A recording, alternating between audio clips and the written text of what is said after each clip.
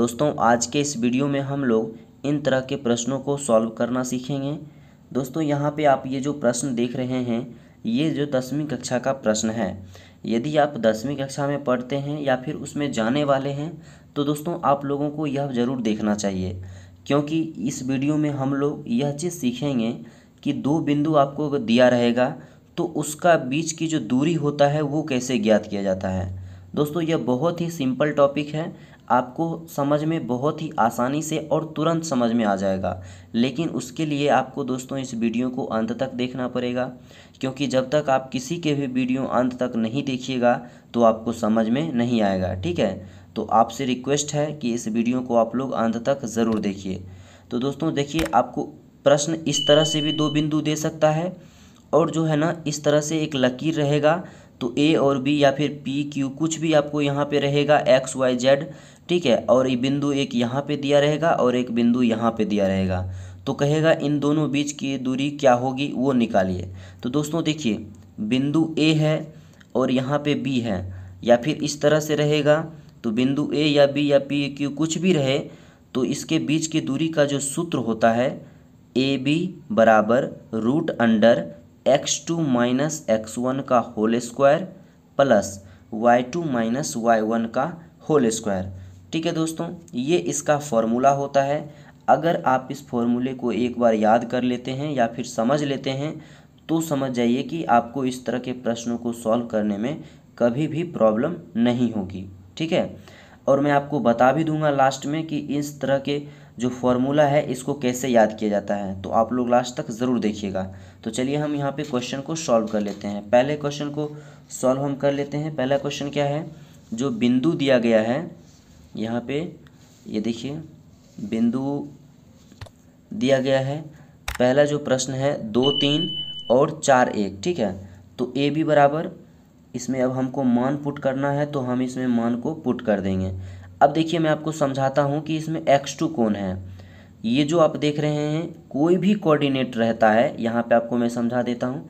कोई भी कोऑर्डिनेट रहता है जैसे x y इस फॉर्म में रहता है, यानी पहला वाला x होगा और दूसरा वाला y।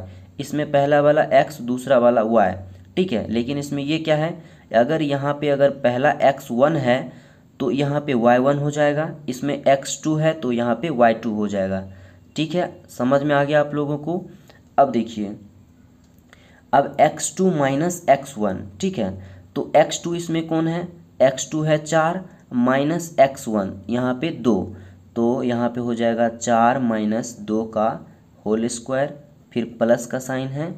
अब देखिए y2 माइनस y1, तो y2 कौन हो गया 1 और यहाँ पे y1 हो गया 3, तो 1 माइनस 3 का होल स्क्वायर। ठीक है, अब देखिए यहाँ पे 4 माइनस 2 का स्क्वायर कितना हो जाता है, सॉरी 4 में से 2 आप घटा दीजिए तो पहले, तो हो जाएगा 2 का स्क्वायर प्लस, अब 1 में से 3 जाएगा यानी 1 में से 3 जाएगा तो -2 हो जाएगा, -2 का स्क्वायर। ठीक है, यहाँ तक आपको कोई दिक्कत नहीं हुआ होगा समझने में। अब देखिए, अब 2 का स्क्वायर कितना होता है 4 प्लस, और फिर यहाँ जो माइनस है तो जब उसका स्क्वायर होता है तो वो प्लस में हो जाता है, तो फिर 2 का स्क्वायर कितना 4। तो इसका जो आंसर है यहाँ पे हो जाएगा √8, यही इसका आंसर है। आई होप दोस्तों आपको इस तरह के प्रश्न समझ में आ गए होंगे कि दो बिंदु जब दिया रहेगा तो उसके बीच की दूरी हम कैसे ज्ञात करेंगे। ठीक है, अब हम दूसरे प्रश्न को सॉल्व कर लेते हैं। तो दूसरा प्रश्न क्या दिया गया है, बिंदु है 5 और 2 यानी 5 2 और 4 1। ठीक है, अब तो दूसरा प्रश्न हम सॉल्व कर लेते हैं। आपको समझाने के लिए हम यहाँ पे एक लकीर खींच लेते हैं। तो पहला बिंदु है क्या है